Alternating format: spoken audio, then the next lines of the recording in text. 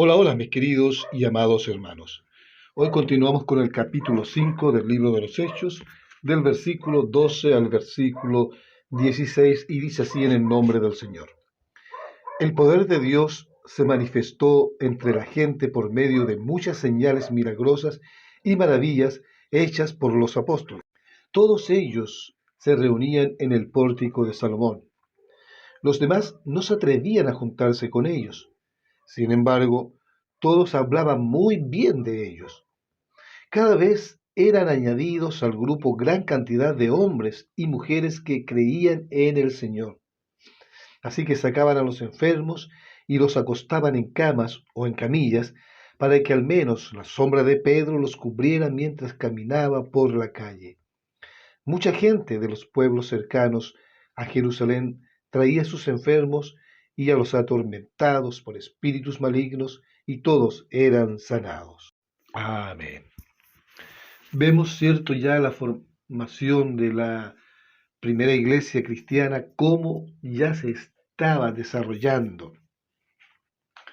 En los versículos anteriores vimos cómo Dios ejecutó juicio para extirpar el pecado de raíz y para que sea ejemplo a los demás que el engaño, que la avaricia, que la mentira, que el amor al dinero, que el querer ser reconocido por dar es pecado, y eso había que erradicarlo. Y lo que hemos leído, cierto, del versículo 12, que empieza diciendo que el poder de Dios se empezó a manifestar entre la gente por medio de maravillas, de milagros, de señales milagrosas, maravillas, hechas por quién? Por los apóstoles. Estas personas que estuvieron 3 años con Jesús, estuvieron ahí día y noche acompañando a Jesús, y ahora ellos habían recibido esta promesa que era el Espíritu Santo, por lo cual ellos ahora actuaban no por sí mismos, por sí solos, sino que actuaban respaldados por el Espíritu Santo, llenos de Él y de autoridad. Y hay algo maravilloso que dice que todos se reunían en el pórtico de Salomón. Acordemos que en el pórtico de Salomón, es donde Pedro dio un gran mensaje, donde muchos se arrepintieron y ahora ellos empezaron a reunirse ahí, siempre en el templo y en el pórtico de Salomón. Pero dice que ahora los demás no se atrevían a juntarse con ellos.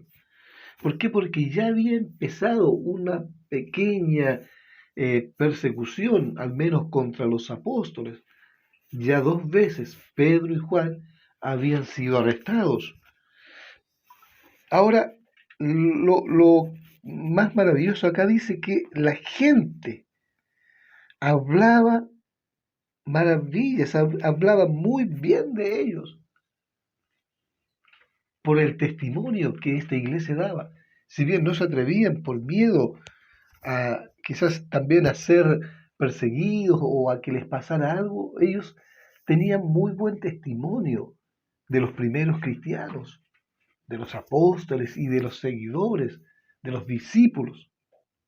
Tenían muy buen testimonio. Y cada día, dice la Escritura, eran añadidos al grupo gran cantidad de hombres y mujeres que creían en el Señor, a pesar que no querían juntarse, pero sin embargo, día a día eran añadidos al grupo, a la iglesia, los que tenían que ser salvos. Y dice gran cantidad, tanto de hombres como de mujeres. Esto impactó a todos, porque la palabra de Dios era predicada con poder, con maravillas, con señales.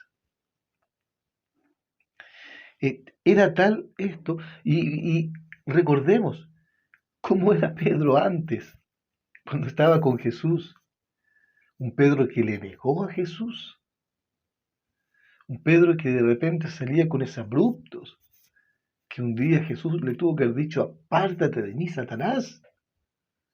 Pero ahora era un Pedro lleno del Espíritu Santo, un Pedro totalmente cambiado, que dice que la gente ponía a los enfermos, a la gente necesitada en la calle, en camillas, para que al menos la sombra de Pedro los pudiese cubrir y ser sanados.